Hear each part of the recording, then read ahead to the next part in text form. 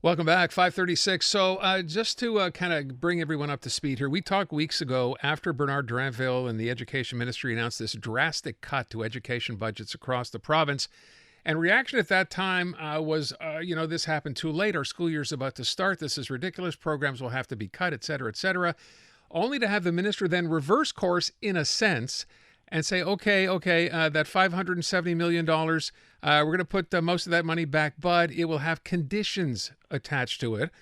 That's the last we heard. And then today, the official opposition comes out, Madwanika Cadet, and says, this has been, in her opinion, the worst start to the school year in years due to the chaos caused by the budget cuts. So that's from an opposition critic, kind of what you might expect to hear. I thought, let's kind of get it, firsthand, right? Joe Ortona, chair of the English Montreal School Board, president of the Quebec English School Board Association, is on the line. Joe, you heard what the education critic said. Tell me what you're seeing so far on the English side to the start of the school year.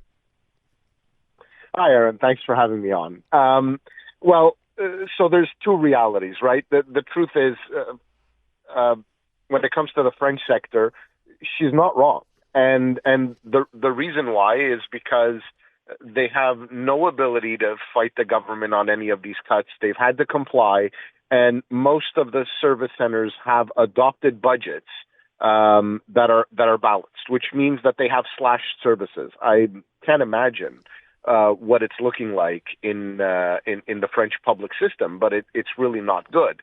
The reality is a little different in the English network because no English language school board across the province has adopted a budget yet because we're waiting for this court challenge and the injunction to be heard. So we are looking at ways to save on some costs, beginning of the year events where we invite people and, we have food and things like that are sort of being cut because we want to try to minimize on costs as much as possible. But we're not seeing the services slashed exactly like in the French sector. So does that mean, because when we first talked about this, Joe, it seems to me we were talking about, programs that might have to be cut because this came out of nowhere. Has the situation, I guess, as you're describing, calmed down since then? Are you not facing those cuts or think you're facing those cuts? Well, we're certainly preparing for them because we have to. We have to prepare for a worst case scenario, even though we have a strong case to get an injunction, to be able to use our accumulated surplus, Right. to make sure that we don't have to face these cuts. But courts sometimes don't go the way you expect them to. And we're going to have to adopt a balanced budget with all of these cuts if that's what the court decides this year. And if that's the case, we are going to have to be honest, I don't know where we're going to be able to cut. At the EMSB, it will be impossible to balance the budget without slashing services.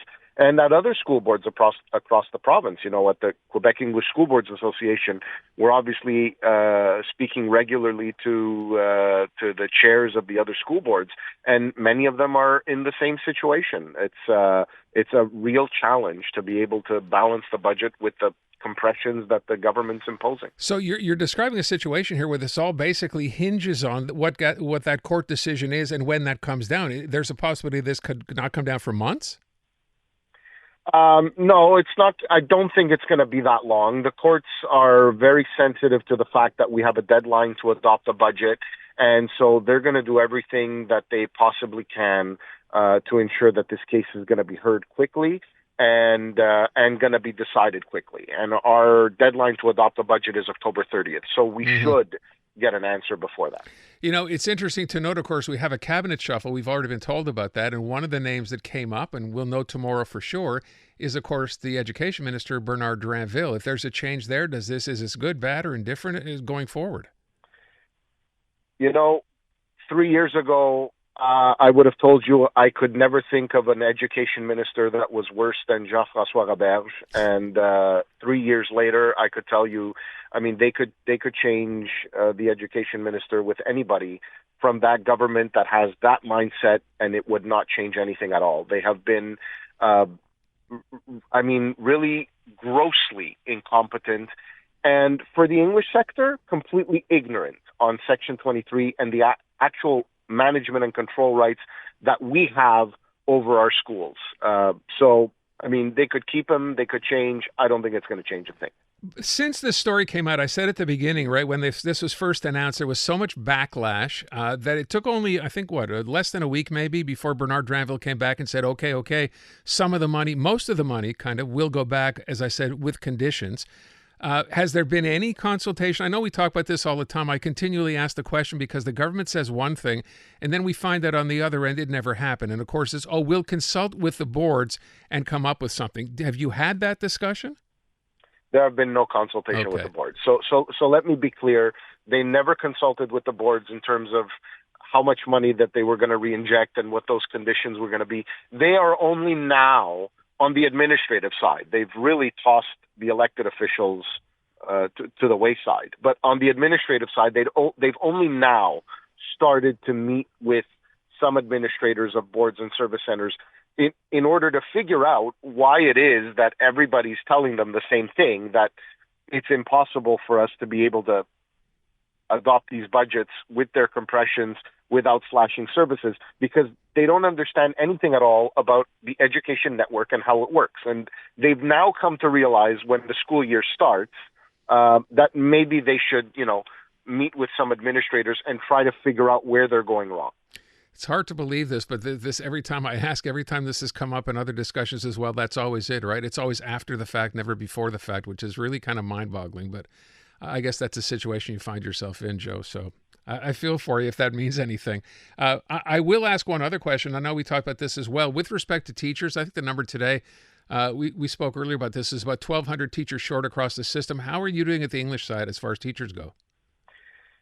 Every year we work really hard, and we do everything that we can throughout the year to try to promote ourselves as English boards and try to attract people to come into our network. And especially in the summer months, we do everything that we can to ensure that on the first day of school there is a qualified teacher in every classroom. Can I say that across the network, 100% of the posts are filled? No, but we're pretty close. And when you consider that on the French side, with the government, they do nothing to try to encourage people to go into the profession, and in fact exacerbate the problem with all of these compressions and with all of these conditions. And of course, Bill 21 doesn't help either. We're in a much better situation, and it's thankfully because we have a lot of that management and control ability that the government on the French network controls, and we see what they're able to do. And unfortunately, it's not much. Just as a final question, you talk about, of course, the government working against people wanting to get into this profession at all, and I understand that it seems to make it more difficult or less desirable, if I can use those words all the time. What about people, Joe, who have been in this profession for a while? Do you see them getting to the point where they're fed up enough to say, you know what, I don't want to do this anymore? Has that become an issue? It's become an issue, sure. I mean, across the province, when you're seeing that 35% of teachers, leave within the first 5 years. I mean, those are people that, we should be looking at ways to attract people into the teaching profession. We can't even keep the ones we already have.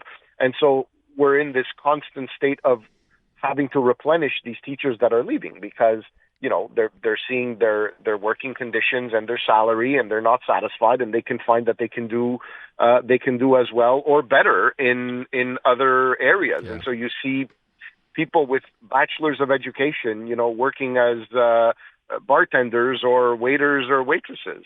It's really unfortunate, but we're facing this crisis in Quebec. We'll leave it at that. It's, I don't know. It'd be nice to get some encouraging news from the education sector for a change. Let's hope that happens, although it's hard to imagine it will. Joe, appreciate your time as always. Thank you. Thank you. Joe Ortona, Chair of the English Montreal School Board and the Quebec English School Board Association. Sad, isn't it, that that's the situation we're in here, right? People go into the profession because they really want to be teachers, and then 5 years like, you know what, I can't deal with this anymore because of what's going on here governmentally.